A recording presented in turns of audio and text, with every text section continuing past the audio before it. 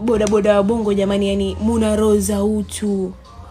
Yani naombea Mwenyezi Mungu mifuko yenu isiwahi pungukiwa. Yani kuna mmoja alikuja kanifanyia favor, yani sitaisahau maisha yangu yote. Mnakumbuka time yenye rais alitoa ruksa, rais wa Bongo alivyotoa ruksa kwa kwamba mipaka inafaa ifunguliwe, kazi ziendelee vizuri.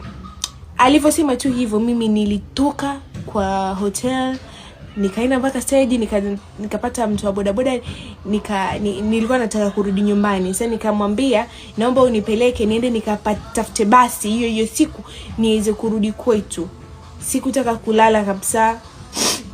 Akaniambia sawa dada, hamna shida, lakini kutoka hapa mpaka kwenda huko utanipa 20,000. Nikamwambia 20,000 ya kazi gani, wakati 20,000 hiyo ni mtu unalipa rent na unalipa stock. Yani lakini maisha Bongo ni hali 20,000 huko kwetu tunalipa rent, tunafanya stock, huko ni pesa ya bodaboda pikipiki.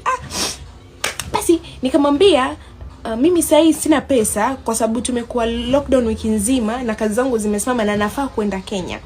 Kwa hiyo naomba unisaidie kama ndugu yako, kama mdogo wako. Mimi sina hiyo 20,000, lakini niko na 5,000, nitakupatia 5,000 ya Kenya. Nikatoa nikampatia hapo, naomba usikatae, naomba ukubali unipeleke tu mpaka stage nini nikapate gari nirudi kwetu.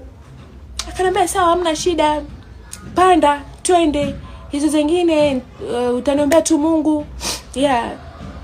Nikamshukuru sana. Yani nilisahau jina lake, lakini ningelishika jina lake ningemtaja hapa ili muweze kupata service zake. Yeye endesha pikipiki vizuri, yani ni mzuri sana.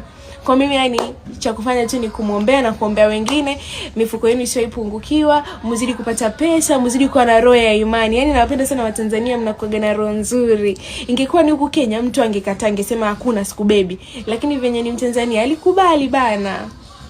Nawapenda sana Tanzania. Bye.